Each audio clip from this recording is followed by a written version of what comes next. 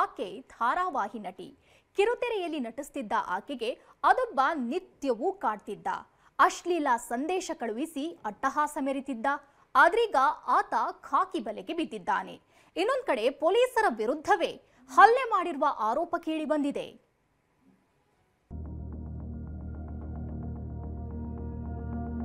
ಮೂರು ಐಡಿನೂ ಬ್ಲಾಕ್ ಮಾಡಿದ್ದೀನಿ. ನಾನು ರಿಕ್ವೆಸ್ಟ್ ಅಕ್ಸೆಪ್ಟ್ ಮಾಡಿರಲಿಲ್ಲ. ಅವನಿಗೂ ನನಗೂ ಯಾವ ಸಂಬಂಧನೂ ಇಲ್ಲ, ಕಾನ್ವರ್ಸೇಷನ್ನೂ ಆಗಿಲ್ಲ, ಯಾವುದೂ ಆಗಿಲ್ಲ. Unknown person, is a unknown person. ನಾನು ನೀಟಾಗಿ ಒಂದು ಗುಡ್ ವೇನಲ್ಲಿ ಕನ್ವೇನ್ ಮಾಡಕ್ಕೆ ನೋಡಿದೆ. ಆ ಮನುಷ್ಯ ಕೇಳಕ್ಕೆ ರೆಡಿ ಇರಲಿಲ್ಲ. ಬುದ್ಧಿವಾದ ಹೇಳಿದ್ರೂ ಬಿಡಲಿಲ್ಲ, ಕರೆದು ಎಚ್ಚರಿಕೆ ಕೊಟ್ಟರೂ ಸುಮ್ಮನಾಗ್ಲಿಲ್ಲ. ನಟಿಗೆ ಅಶ್ಲೀಲ ಸಂದೇಶ ಮಾಡುತ್ತಲೇ ಅಟ್ಟಹಾಸ ಮೆರೆಯುತ್ತಿದ್ದ ಈ ಪಾಪಿ, ಇದೇ ಪಾಪಿ ಕೊನೆಗೂ ಖಾಕಿ ಬಲೆಗೆ ಬಿದ್ದಿದ್ದಾನೆ. ಕಿರುತೆರೆ ನಟಿಗೆ ಅಶ್ಲೀಲ ಮೆಸೇಜ್ ಕಳಿಸಿ ವಿಕೃತಿ,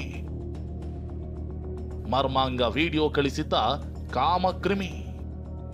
ಸೋಷಿಯಲ್ ಮೀಡಿಯಾ ಇರೋದು ನಮ್ಮ ಅಭಿಪ್ರಾಯ ಹಂಚಿಕೊಳ್ಳೋಕೆ, ಆದ್ರೆ ಇದೇ ಪ್ಲಾಟ್ಫಾರ್ಮ್ನಲ್ಲಿ ಕೆಲವರು ವಿಕೃತಿ ಮೆರೆಯುತ್ತಿದ್ದಾರೆ.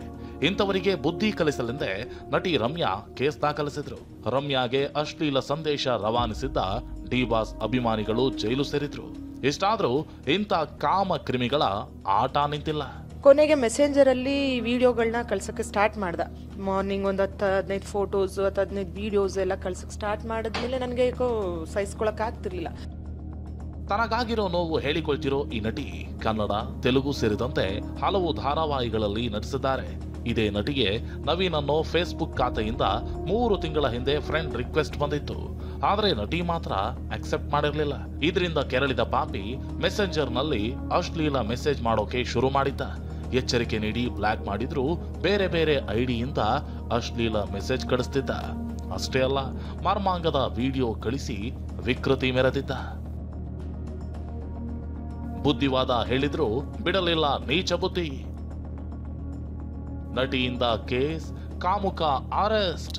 ಪದೇ ಪದೇ ಅಶ್ಲೀಲ ಮೆಸೇಜ್ ಕಳಿಸಿದ್ರು ತಾಳ್ಮೆ ಕಳೆದುಕೊಳ್ಳದ ನಟಿ ನವೆಂಬರ್ 1ರಂದು ನಾಗರಭಾವಿಯ ನಂದನ್ ಪ್ಯಾಲೇಸ್ ಬಳಿ ಆರೋಪಿಯನ್ನ ಕರೆಸಿದ್ರು. ಬುದ್ಧಿ ಮಾತು ಹೇಳಿ ವಾಪಸ್ ಕಳಿಸಿದ್ರು. ಆದ್ರೆ ಈ ಕಾಮುಕ ಮಾತ್ರ ತನ್ನ ಆಟ ನಿಲ್ಸಿರ್ಲಿಲ್ಲ. ಹೀಗಾಗಿ ಅನ್ನಪೂರ್ಣೇಶ್ವರಿ ನಗರ ಪೊಲೀಸ್ ಠಾಣೆಗೆ ನಟಿ ದೂರು ನೀಡಿದ್ರು. ಸೊ ನಾನು ನೆಕ್ಸ್ಟ್ ಫರ್ದರ್ ನಾನು ಹೇಳಿದೆ ಅವನಿಗೆ, ಹಿಂಗೆಲ್ಲ ಮಾಡಬಾರ್ದು. ಸೋಷಿಯಲ್ ಮೀಡಿಯಾದಲ್ಲಿ ಈ ಥರ ಒಂದು ಅನ್ನೋನ್ ಒಂದು ಹೆಂಗಸ್ಗೆ ಈ ಥರ ಎಲ್ಲ ಮೆಸೇಜ್ ಕಳಿಸೋದು ಎಷ್ಟು ಮಟ್ಟಿಗೆ ಸರಿ, ಹಂಗೆ ಹಿಂಗೆ ಕನ್ವೆ ಆಗಲಿಲ್ಲ. ಕರೆದು ಕನ್ವೆ ಮಾಡೋಕ್ಕೆ ಪ್ರಯತ್ನ ಪಟ್ಟೆ, ಆಗಲಿಲ್ಲ ಅಂದಾಗ ನನ್ನ ನೆಕ್ಸ್ಟ್ ಸ್ಟೆಪ್ಪು ನಾನು ಕಾನೂನು ಪ್ರಕಾರವಾಗಿ ತಗೋಬೇಕಾಗಿತ್ತು. ಪೊಲೀಸ್ ಅವ್ರ ಮುಖಾಂತರ ನಾನು ಹೋದೆ. ದೂರು ದಾಖಲಿಸಿಕೊಂಡಿದ್ದ ಪೊಲೀಸರು ಆರೋಪಿ ನವೀನ್ ಅನ್ನ ಬಂಧಿಸಿ ಜೈಲಿಗಟ್ಟಿದ್ದಾರೆ.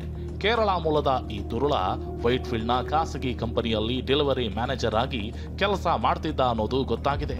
ಆರೋಪಿಯ ಮೊಬೈಲ್ ವಶಕ್ಕೆ ಪಡೆದಿರೋ ಪೊಲೀಸರು ಸತ್ಯ ಅರಿಯಲು ಮೊಬೈಲ್ ರಿಟ್ರೀವ್ ಮಾಡ್ತಿದ್ದಾರೆ. ಮಂಗಳಾ ಜೊತೆ ಶಿವಪ್ರಸಾದ್, TV9 ಬೆಂಗಳೂರು.